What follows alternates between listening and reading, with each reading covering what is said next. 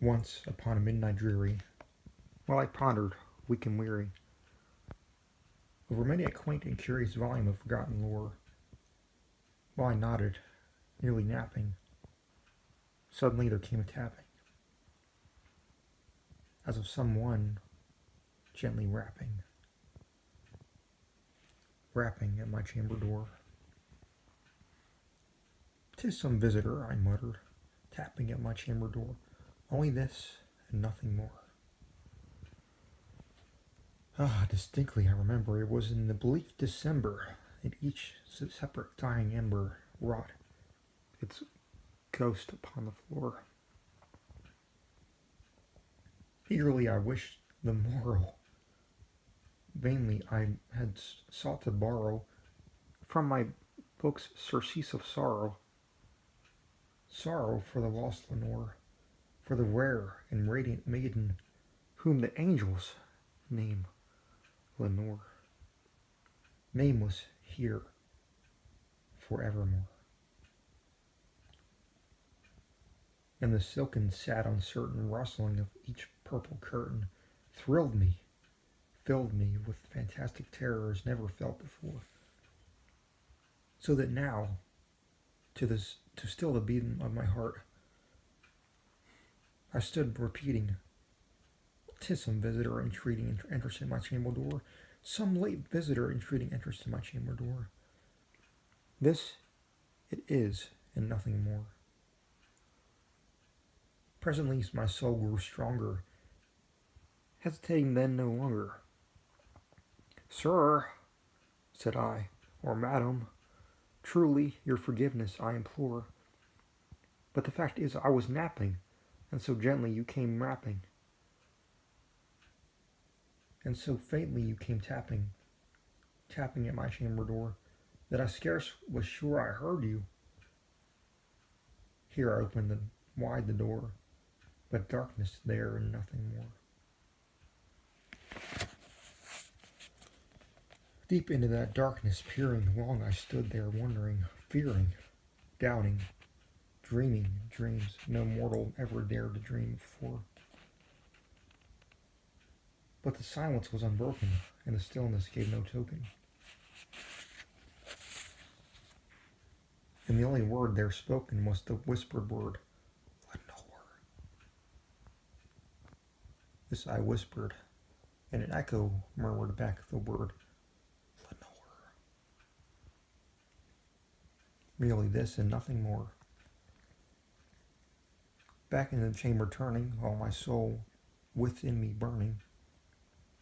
Soon again I heard tapping something louder than before. "Surely," said I, "surely that is something at my window Littries."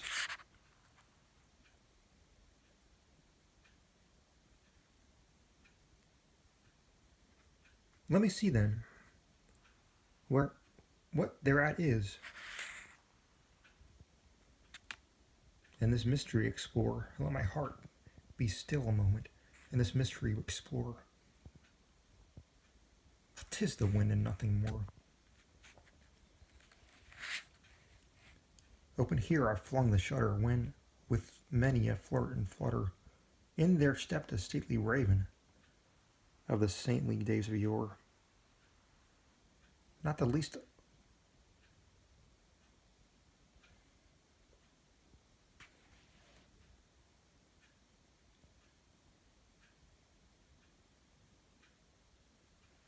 obeisance.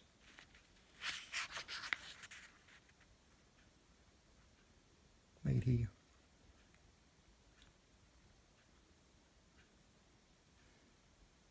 Not a minute stopped or stayed he, but with mine of lord or lady,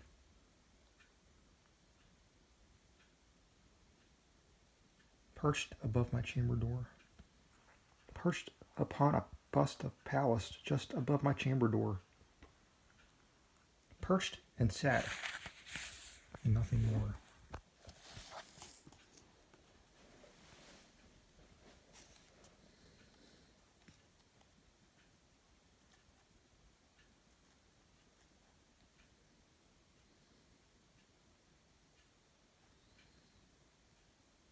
Then this ebony bird,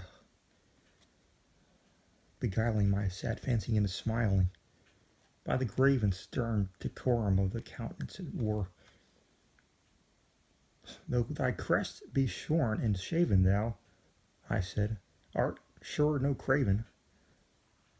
Ghastly grim and ancient raven wandering from nightly shore, tell me what thy lordly name is on the night's Plutonian shore. Quoth the raven, nevermore.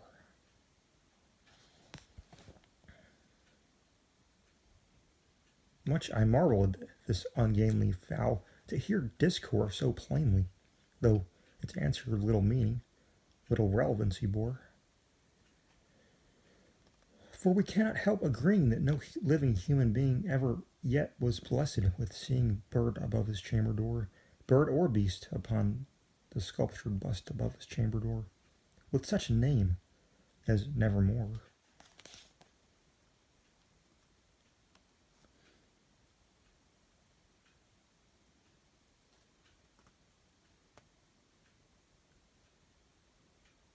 But the raven sitting lonely on that placid bust spoke only that one word, as if his soul in that one word he did outpour. Nothing farther did he than he uttered, not a feather that he fluttered, till I scarcely more than muttered, other friends have flown before, on the morrow he will leave as my hopes have flown before. Then the bird said, nevermore. Startled at the stillness broken by a reply so aptly spoken, doubtless, said I, what it utters is its only stock and store, caught from some unhappy master whom unmerciful disaster followed faster, till the songs one burden bore, till the dirges of his hope that melancholy burden bore, of nevermore.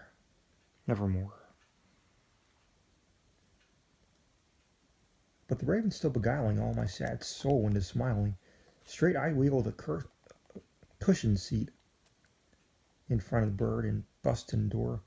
Then upon the velvet sinking, I betook myself to linking fancy unto fancy, thinking, what this ominous bird of yore, what this grim, ungainly, ghastly, gaunt, and ominous bird of yore meant in croaking nevermore.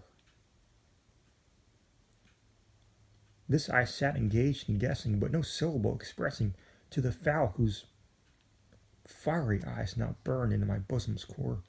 This and more I sat in divining, with my head at least reclining on the cushion's velvet lining, that the lamplight glowed o'er, but whose velvet violet lining with the lamplight glowing o'er, shall pass,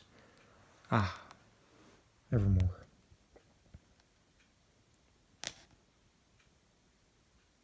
Then methought the air grew denser, perfumed from an unseen censer, swung by seraphim whose footfalls tinkled on the tufted floor.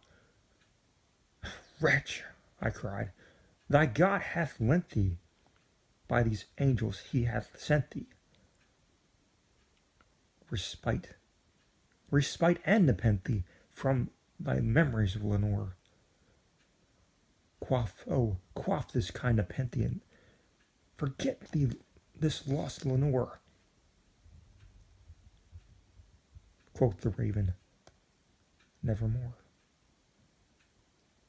Prophet, said I, thing of evil, prophet still if bird or devil, whether tempter sent or whether tempest tossed thee here ashore, desolate yet all untaunted, on this desert land enchanted, on this home by horror haunted. Tell me, truly I implore, is there balm in Gilead? Tell me, I implore. Quoth the raven, nevermore.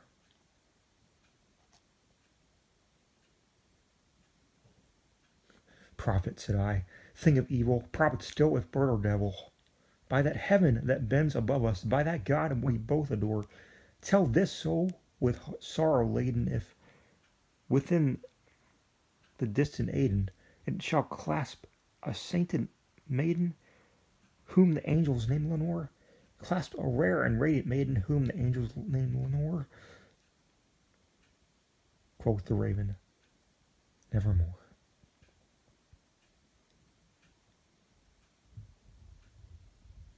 Be that word our sign of parting, bird or fiend, I shrieked, upstarting. Get thee back into the tempest and the night's Plutonian shore.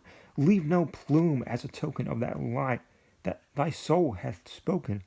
Leave my loneliness unbroken.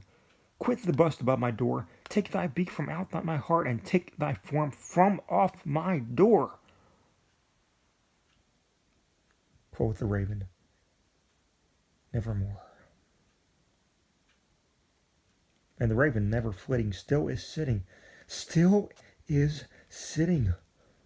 on the pallid bust of Pallas, just above my chamber door, and his eyes have all the seeming of a demon's that is dreaming, and as the lamplight over him streaming throws his shadow on the floor, and my soul, from out that shadow that lies floating on the floor, shall be lifted